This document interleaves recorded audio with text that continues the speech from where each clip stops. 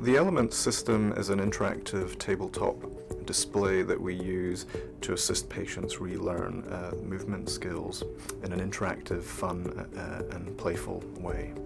We present a suite of interactive environments which the patients can interact with.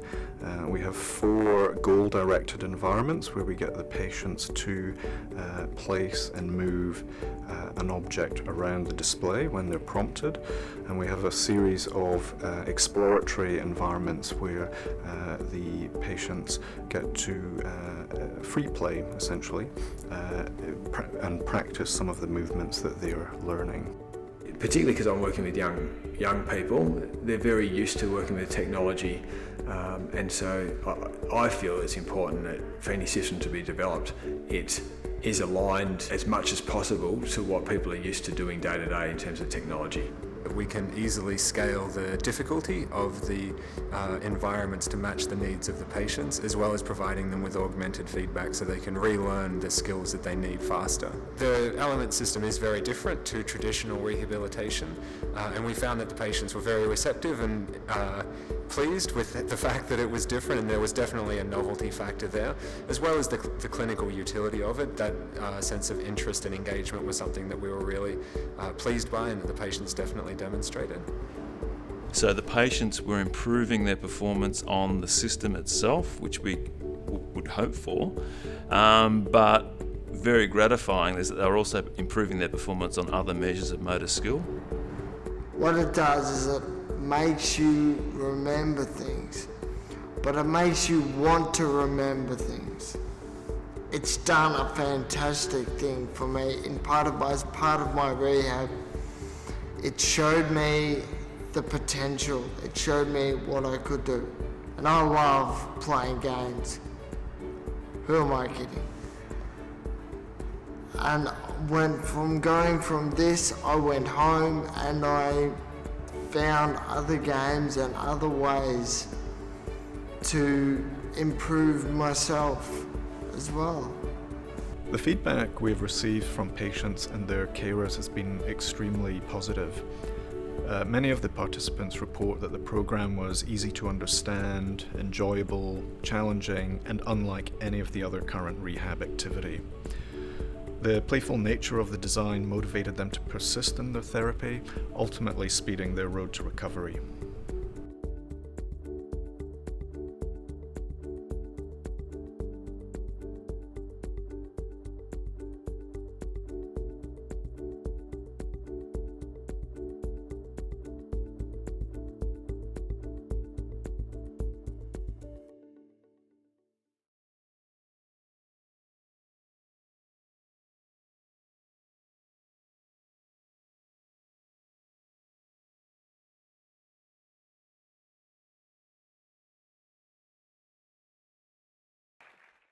We underestimated this technology as not only a rehabilitation device, but as a means for artistic expression.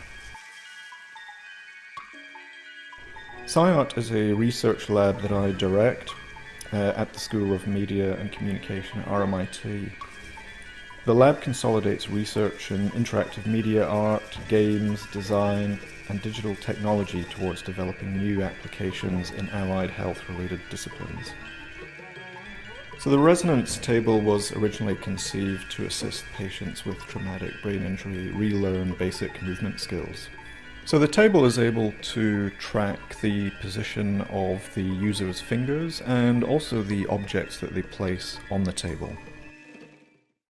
So my friend and colleague James Hullock, who was a PhD student at the same time as myself, came to see the interactive table, and he conceived how it might be used as part of a performance he was developing with the amplified elephants. The amplified elephants are an ensemble for sound artists with an intellectual disability, and it was initiated by the Footscray Community Arts Centre and James Hullock in 2006. It seems pretty straightforward, and that's the interesting part about how this whole thing is working. The relationship is about intuitive interfaces and intuitive sound making processes. It's not really about trying to make things too tricky or techno-clever. The interface that is the sort of resonance table is it's a much more elegant kind of interface than the sort of interfaces we've used before. So it sort of gives the elephants in particular another layer or level of intuitive, interactive music making. Yeah.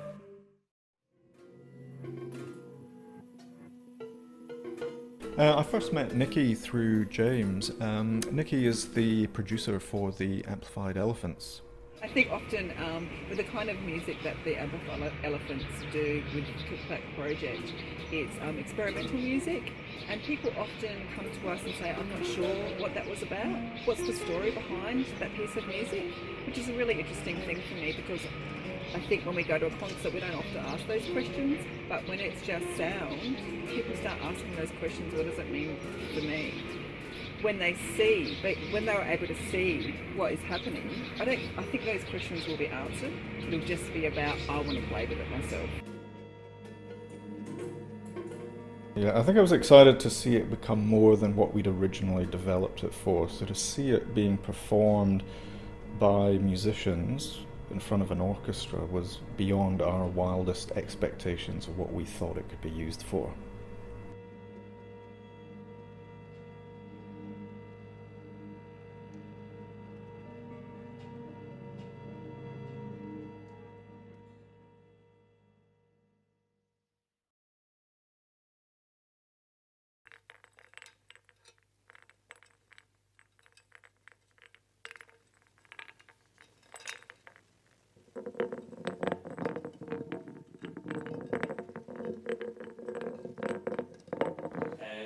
As living systems,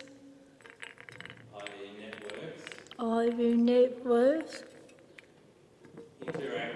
interacting in network fashion.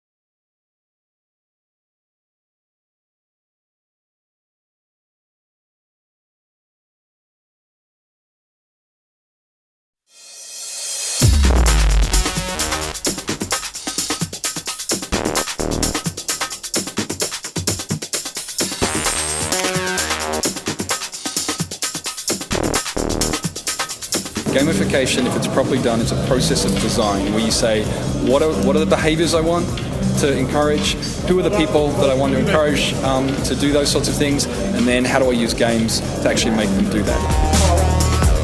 I'm talking about gamification.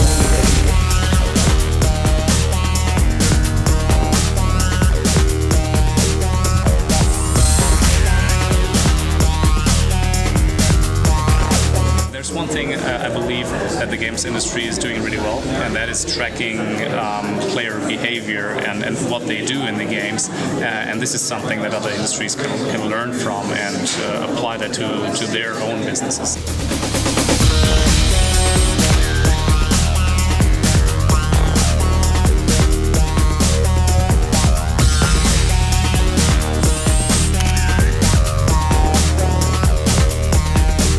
The way the education system is structured is to produce workers for factories, and it's not built towards creating a workforce that is a knowledge industry.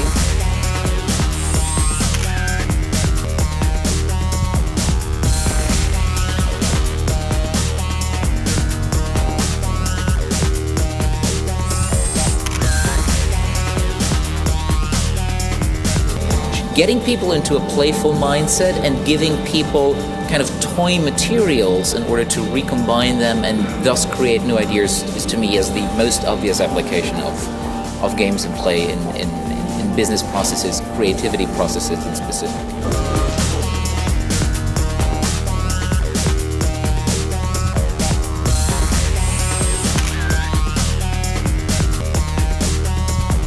Play encourages you to think in different direction and work with the limitations that you have, but use it in order to reach a goal.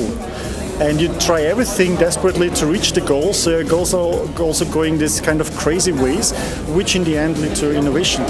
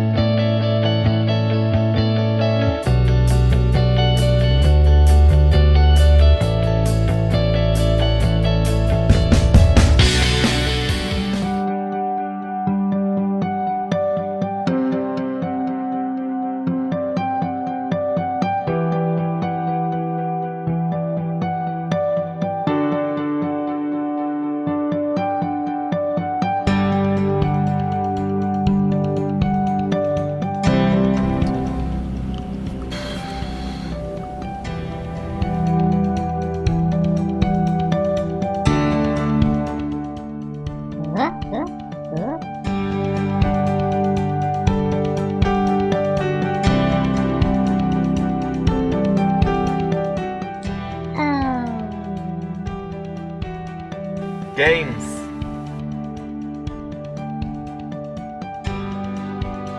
Welcome to the Cells of Death Library. Let's find out what you know about detecting murders. Begin. Choice 1, Morning Star. Choice 2, Fry Pan.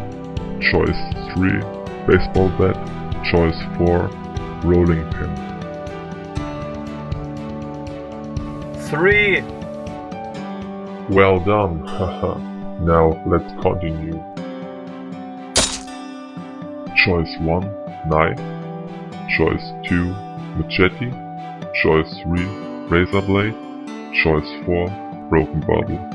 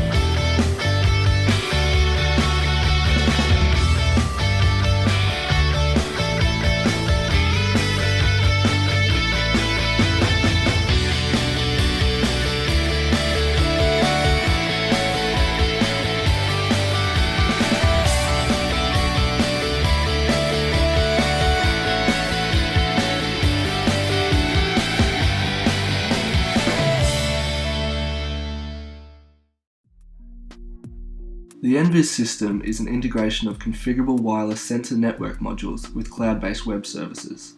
The devices use microelectric sensors to collect data about the environment around them.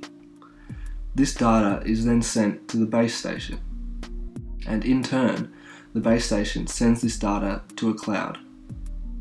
This data can then be viewed and analysed. For instance, as seen here using the magnetic clip, the NVIS can be placed outside to collect temperature data at specific points around the home. Or, the NVIS could be used to monitor a room and collect light data or other factors. Using a smartphone or tablet, the database can be monitored or manipulated.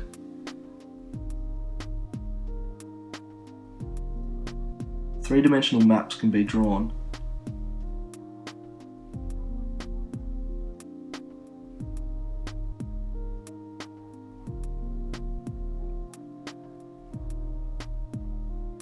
This allows sensors to be placed within the room.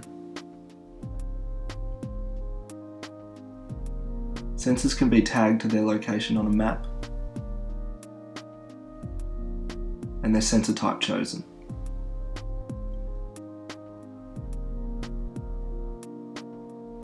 This can then be read and viewed in real time.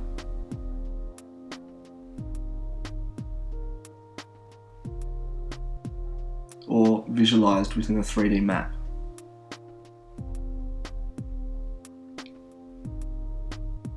The devices are customizable and sturdy enough to tackle most environments.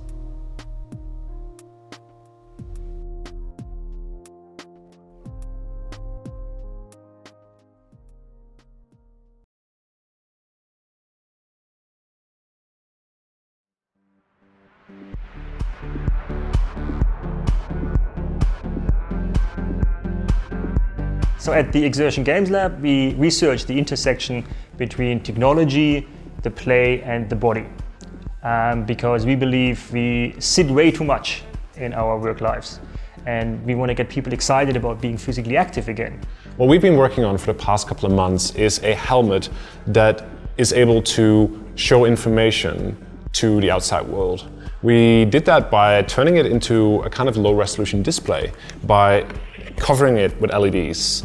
And all of these LEDs are multicolored and we can control them individually, which means that you can display patterns on it, numbers, colors. And what we've been thinking about is, what does it mean when your helmet becomes interactive? What does it mean when it can show information about yourself? And we've been talking with different user groups that use helmets in their activities, like cycling or skateboarding or construction workers, and we asked them, what would you do with a helmet that has this kind of capability? How could it help you in your activities? One of the problems we've had for many years is that drivers say, sorry mate, I didn't see you. Even though we're there in full view, everyone else saw us, but one particular person didn't see us. So the bikes are out there, they're visible, but they're not being recognised. And I think this project is an interesting way of introducing some kind of signalling behaviour on the part of the cyclist that may help to make us more recognisable.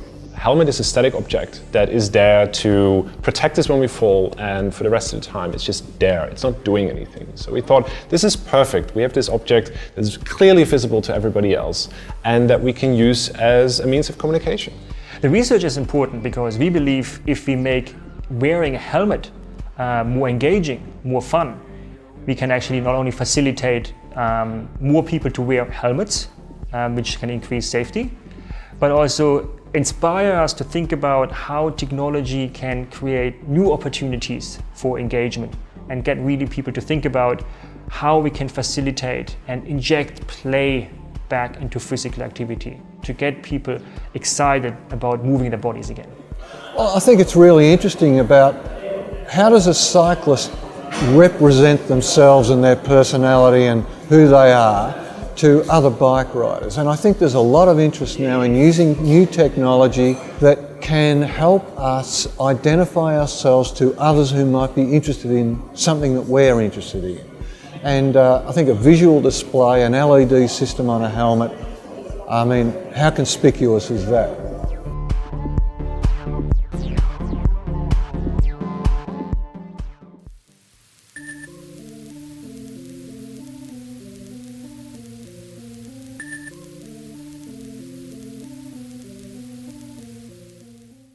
Interactive technology has often been used to support sports, but mostly focusing on athletic performance. We wondered, what about extreme sports such as skateboarding, which mainly focus on the experience of doing tricks rather than on athletic performance? We know very little about how interactive technology might be able to enhance the experience of doing tricks in skateboarding. Our response to this research opportunity is Copy-Paste Skate. Copy-Paste Skate is an interactive system that aims to support the experience of doing tricks in skateboarding by offering captivating and novel ways of reliving and reflecting on these tricks. The system captures movements of the board in life-size visualizations and then also complements these with slowed-down audio recordings of the trick. To achieve a richer sensory experience, the entire floor vibrates in the rhythm of the board's movements across it. Brings the trick to life, you know. Right. I think that's what the vibration and the sound does. It was kind of like thinking of what would be the craziest trick to make a weird line. Yeah. It was fun. We've seen how the system can spark playful and creative exploration of new, unconventional tricks. But it can also heighten the sense of achievement over failed tricks or simple tricks that are otherwise considered mundane. Skateboarding is an artistic form, and it's adding another variable to that, like showing skateboarding in a different light. I mean, literally.